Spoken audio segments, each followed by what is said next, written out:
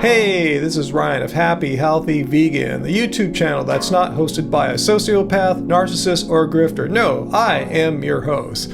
So apparently, guys, we've had a good run with veganism here because giant YouTuber What I've Learned just made a video debunking veganism, particularly on the health aspects, how we're all deficient and sick and eventually going to quit. In fact, that seems to be what the foundation of his video is, that vegans get sick and quit. Therefore, veganism debunked. But if eating zero animal foods improves health so much.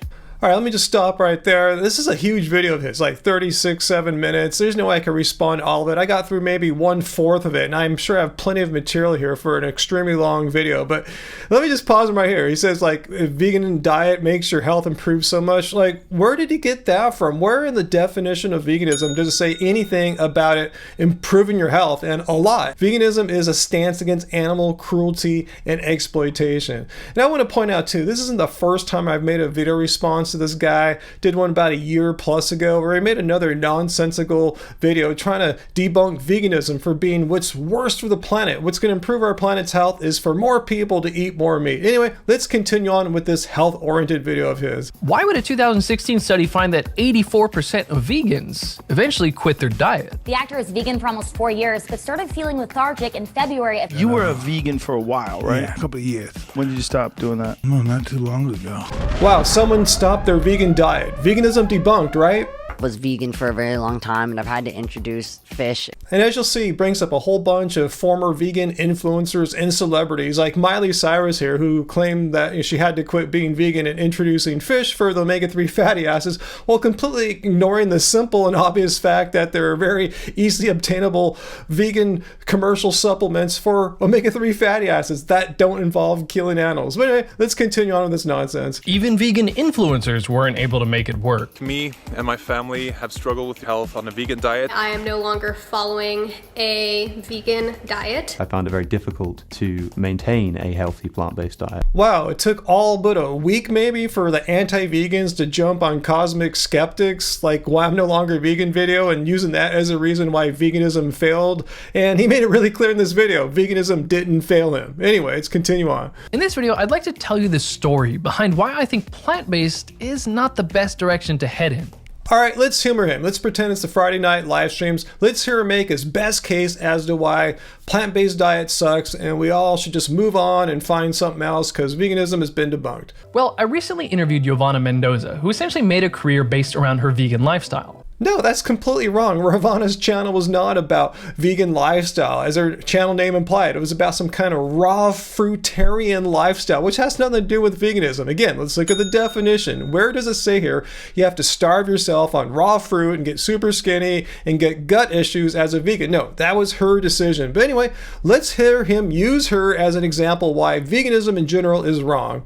Vegan meal prep, eat vegan. About the vegan lifestyle. Yeah, he's obviously cherry-picking clips here where she's saying vegan and vegan lifestyle, but I remember watching her content a bit back in the day, and I honestly don't remember her making much, if any, mention about animal exploitation, animal cruelty. Again, that's what veganism is about. It's not eating fruit and fasting and juicing. But anyway, let's go on. When she had health issues, she tried her best to solve them while staying on the diet, using all kinds of supplements and troubleshooting strategies, but she eventually had to prioritize her health. Once again, What I've Learned is making a complete misrepresentation about her situation. I should know because I made a video about this. I think 2 of them back when this happened to Jovana. And she made it abundantly clear. She went to a vegan gastroenterologist. Good decision, by the way. Yet failed to follow the advice of her vegan gastroenterologist. Jovana, being all into raw and purity and all that nonsense that goes with the raw lifestyle, was afraid to take antibiotics that her vegan gastroenterologist prescribed her. Instead, Jovana wanted to find a natural solution that involved eating salmon or whatever. Felt a lot of like a foggy mind. I felt that a lot. I don't feel that anymore. Jovana's case is just a peek at how complex it can be to replace animal foods in your diet. Replace animal foods in your diet? What a weird, biased way of thinking. As you'll see here, What I've Learned tries to put himself out here in this video as some kind of health expert, like he has a degree in nutrition or a PhD in biochemistry, or he's a dietitian or even a medical doctor. And he's not a scientist or a health expert, and neither am I. But as you're going to see here, these claims he's making here are based upon just complete a misunderstanding of the scientific consensus. Like, is he saying like we're replacing animal nutrition by eating plants or something like that? That's not how it works. In fact, in of itself, just eating a completely appropriately planned plant-based diet rather than some kind of weird extreme starvation-based restrictive diet like raw fruitarianism. An appropriate planned plant-based diet is nutritionally adequate for all people. Again, this is not my opinion. Don't listen to me. I'm just a YouTube musician guy here. This is the opinion of health organizations from around the world after having reviewed the scientific literature in this area. Vitamin D is only found in animal foods, with some exceptions like mushrooms and some algae. Some people can simply get enough vitamin D from the sun, but if you live at latitudes above 37 degrees, your skin barely makes any vitamin D from the sun, except for in summer. Yes, that's indeed true for all people, vegans and non-vegans. But let's hear him make his case, how if you're vegan, you're totally screwed when it comes to vitamin D. A 2016 Finnish study found vegans' level of vitamin D to be 34% lower than omnivores. I didn't go fact check this one single study he cited here, but notice how he said that the vegans' levels were lower. Didn't say they were necessarily deficient, just lower. I mean, if you're already not deficient, who cares how not deficient you are? But anyway, let's take a look at what actual medical professionals say about vitamin D and vitamin D supplementation. Should people take it? Is it effective? Well, let's look at the Harvard T.H. Chan School of Public Health website page about vitamin D. A generally very non-biased, non-vegan activist source of information that reflects the general medical consensus. And they say for most people, not vegans, just people, for most people, the best way to get enough vitamin D is taking a supplement because it is hard to eat enough through food. So if Harvard is saying most people, and remember most people are eating tons of meat, dairy, and eggs and all that, most people should take a vitamin D supplement because they're not getting their vitamin D through diet. This is not a vegan issue. Just take a vitamin D supplement, whether you're vegan or not. That's not my advice, that's advice of Harvard. So please, what I've learned, shut up about vitamin D being some kind of vegan problem, because it's not. Weston Price wrote in his 1939 book, Nutrition and Physical Degeneration, "As yet, I have not found a single group of people who are building and maintaining an excellent body by living entirely on plant foods." Why are you citing what someone wrote back in 1939? Why don't you just use your eyes and look what's happening now in the real world, like say Novak Djokovic, who's been dominating men's tennis for years upon years, eating a completely plant-based diet. There's pro athletes in the NBA, in the Olympics. Like, what are you talking about? Why are you bringing something up from 1939? So why can't we just look up all the components of meat and make a meat replacement? Well, let's start with B12, as this component is near impossible to get just from whole plant foods. Right, so just as he tried to do with vitamin D, let's hear his case now how vitamin B12 is such a huge problem for vegans, and pretty much only vegans. So you're eating a vegan diet. You are going to need to get vitamin B12 as a supplement. You ought to take a B12 supplement. You need to take a B12 supplement. Most vegans know they need to supplement B12, which is very important for brain function. Yet, one study looking at B12 status in vegetarians and vegans found that 7% of vegetarians and 52% of vegans were not getting enough B12. However, in another study with a more sensitive testing method, they found a whopping 77% of vegetarians and 92% of vegans had insufficient B12, whereas only 11% of omnivores did.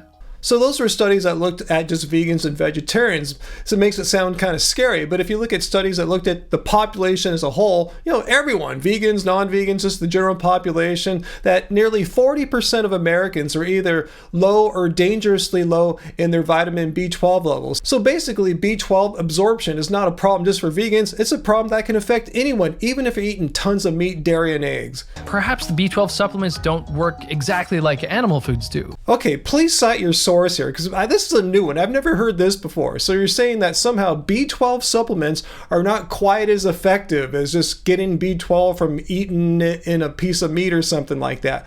You're not a scientist. You're not a medical doctor. If you're going to make a big claim like this, saying that the effectiveness of B12 supplements is inferior to just getting it from animal products, you better have a source for this, because you're just speculating here. I mean, I searched throughout the internet to try to find anything that supports what he's saying here. I can't find a single thing he's just on his own here making crap up, but pretending like he knows what he's talking about. A B12 supplement might not work quite the same as animal-derived B12, but there you go again, making crap up. And let me just show you a little anecdotal evidence how B12 supplements are effective. Before I ever took a B12 supplement, I was vegan for 6 years. My B12 levels were in the 400 to 500 range. So after 8+ years vegan, my B12 levels are higher than they've ever been in my entire life. They're off the charts beyond the reference interval top end, 1,333 picograms per milliliter. And to give you a better idea of where this number stands in relation to other North Americans, let's look at this chart here put out by the Canadian government showing the average vitamin B12 concentrations of its people. So after converting what I got into picomoles per liter, we can place my number on the chart here, and as you see, 983 is about double of the highest group of Canadians. Another possibility is the vegan diet has impaired digestion. So how do you know this? Oh, let me guess. You're probably going to go through all these "Well, I'm no longer vegan" videos, which are dominated by people that did extreme restrictive forms of eating, which screwed up their guts, and they blame it on veganism, as you're right about to do as well now, right? Bloated a lot. Bloating. Bloated. A severe bloating. Bloated. Like I was 4 months pregnant. Really bad gastrointestinal issues. Digestive illnesses like this that were so severe. And in addition to some of these vegans inflicting their own gut issues from extreme forms of dieting, some people that he showed here had gut issues before they went vegan, and they were dealing with it before they were vegan and while they were vegan. But anyway, let's see what he has to say here. However, many do quit the diet because of health issues. I had strong faith that I could get everything that I needed on a plant-based vegan diet. Yeah, nice job, what I've learned. Show yet another extreme restrictive eater here. Like Jovana, this person's whole online presence was all about eating uncooked food, raw fruitarianism. Yeah, right. Despite obviously having a lot invested in this, I wasn't able to make it work. And again, nice job showing Cosmic Skeptic, who clearly stated in his video from last week that his digestive issues came from childhood, long before he ever went vegan. He struggled with his digestive issues before vegan and while being on a vegan diet. So again, you're not showing anything here about how vegan diets cause gut issues. I'm so pissed off. You're just abusing your platform here, just putting out this misinformation. Bloating and a lot of gas, like a lot of gas. Issues, digestion. I think as many vegans normalize bad digestion. It's just something that you kind of like normalize when you're vegan. Bullshit! That's not normal to have bad digestion as a vegan. I've been doing it longer than all these people are. I've been vegan now 12.5 years. Angie's been vegetarian since the 80s and vegan 12.5 years like me. Neither of us have bad digestion. Most people I know are vegan have just fine digestion. What do these people have in common? And I'm glad you showed Tim Sheaf there, another person that was doing a raw fruitarian diet, drank urine, did all these weird things, but no, it was eating plants that caused its digestive issues. It's understood that a variety of issues with the gut impair B12 absorption. Oh, so that's where you're going with this line of reasoning. So you're saying if you go vegan, that leads to gut and digestive issues, and gut and digestive issues lead to impairment as far as B12 absorption goes? All right, let's turn our attention away from this YouTube grifter's uninformed opinions and look at, say, the National Institutes of Health page here on B12 and see what they say about B12 absorption problems. They say some people have trouble absorbing vitamin B12 from food. Doesn't say vegans, it says some people. The body absorbs B12 from food in a two-step process. First, hydrochloric acid in the stomach separates vitamin B12 from the protein that it's attached to. Second, the freed vitamin B12 then combines with a protein made by the stomach called intrinsic factor, and the body absorbs them together. So that's the process that leads to proper B12 absorption. And you see there's a few pitfalls along the way, but none of those pitfalls include eating too many plants, which give you gut disorders. There are various compounds in plants people can be sensitive to, like gluten, oxalates, lectins, and phytates, but simply eating too much fiber could be a culprit. You're really bringing up fiber. Now I'm laughing because on one hand you bring up vitamins D and B12 as these nutrients that vegans are deficient in, which we're not, and yet you bring up fiber as something that's dangerous, yet 95% of Americans are deficient in fiber. Odds are what I've learned, you're deficient in fiber, yet you're pointing it out some kind of villain. Yeah, do you even get your fiber, bro? A 2012 study found in 63 patients with constipation, reducing fiber intake improved symptoms. But eating a zero fiber diet completely eliminated all symptoms. So are you giving medical advice here? You're advising all these Americans who are probably deficient in fiber anyway to even eat less fiber. Yeah, that's why people shouldn't listen to non-medical professionals, non-health professionals about health issues like this. As for B12, you need to have a strong enough stomach acid to properly absorb it.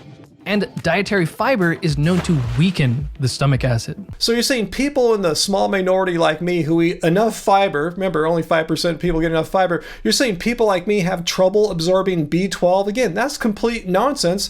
First, I've never heard of this before. Secondly, my blood tests say otherwise.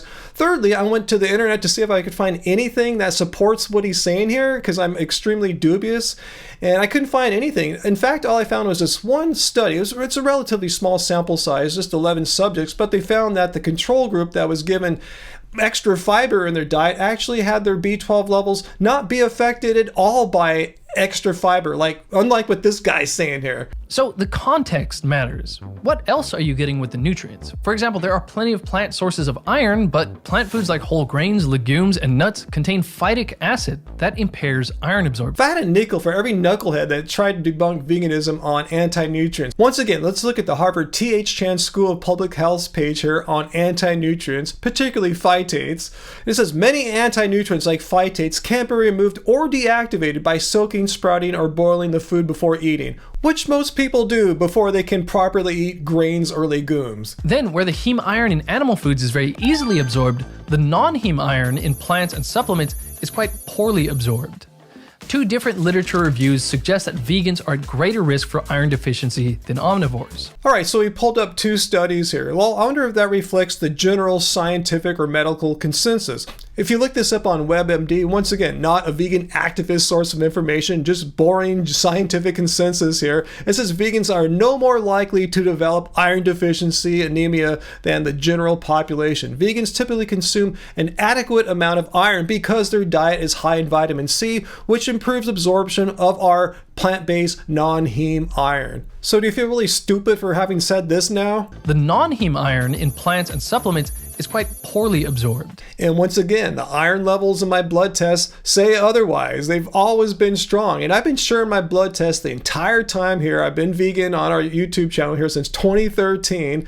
I don't know how many blood tests it's been, 7 or 8. I have nothing to hide, not deficient, none of this stuff that this guy's talking about. And I'm kind of curious. I'd like to see his blood tests. And he's a much younger looking man than I am. Remember, I'm 55. All these horrible things should be happening to me right now just because of my age alone. And once you add that I'm vegan, according to how he's arguing for it here, it's this horrible thing that destroys your health, your gut, your B12 and everything, I should be wrecked. Yet I'm not on any medications or anything. I'm very physically active. I can slam dunk at age 55. And heck, I'd like to play him a game of one-on-one, see how that goes, see how he fares against a deteriorating deficient vegan here. Anyway, enough of this. I'm not trying to be all macho or anything. I'm just laughing at all this nonsense here. So leave your questions and comments down below. Let me know if you already saw this video. Let me know if I should make a part 2, because like I said, I didn't even get through like a quarter of what he said. I had to stop because I already knew I had a ton of material. I'm guessing I have a near 20-minute video here. Should I continue on? Is there more nonsense from this point on that I haven't yet to see? Does it get even crazier? Let me know down in the comments because I haven't seen it yet. Alright guys, so hit like, share this video, subscribe, become a channel member, and until next time, despite what clowns like this say, it doesn't suck being vegan. And by the way, if you're watching Mr. What I've Learned, you can come by my Friday night live streams any night, anytime, 6 p.m. Pacific time, 6 to 8 roughly. Just come in the chat, say hi, and if you want to try to debunk veganism live to my face, I'd love to have you there. Friday, 6 p.m. See you guys. Bye.